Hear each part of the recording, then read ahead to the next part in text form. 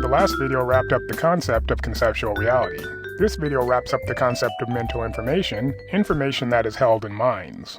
This is in contrast to information that may be recorded but forgotten and ignored. This video shows why that contrast is important. It also transitions into the concept of persuasion, a more distinct function of art. Mental information was the end goal of Figure 13 and an expanded subconcept of Figure 14. In the next figure, it's a step on the way to persuasion. Before we get into that, you may have heard of the DIKW pyramid. If you haven't, it's a hierarchy building data into information, information into knowledge, and knowledge into wisdom. This model is ideal for science and technology, but not ideal for art unless it intends to communicate wisdom. Any advertiser or pop artist will tell you that's not always what's intended. Figure 16 is a hierarchy to persuasion. Unlike the DIKW pyramid, it has shelves and a dome at the top. It's built on the floor of physical reality, where this marble representing undetected data also rests. Once the data is sensed, it rests on top of the data layer as detected. Once the data is analyzed, it's noted and may be recorded as information, but it can still be forgotten or ignored at this point. Once a person pays attention to the information or draws a conclusion on their own, information is considered or believed in the form of mental information. In the latter case, the previous layer was skipped, going straight from data to mental information.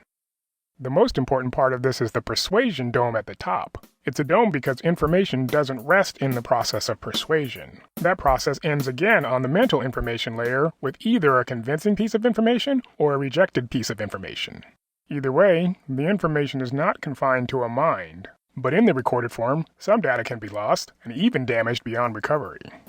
Figure 16a covers the flow of the model, but how does it compare to the DIKW pyramid in Figure 16b? The first two layers map to each other with no differences, and the third and fourth layer, known truths, aka facts which are essentially data in its purest form, and its inverse, known falsehoods, along with the best measure of wisdom, effective methods, are only relevant to art when it's on people's minds. Ability to persuade is one potential measure of artistic wisdom, but that only applies to the skill of art.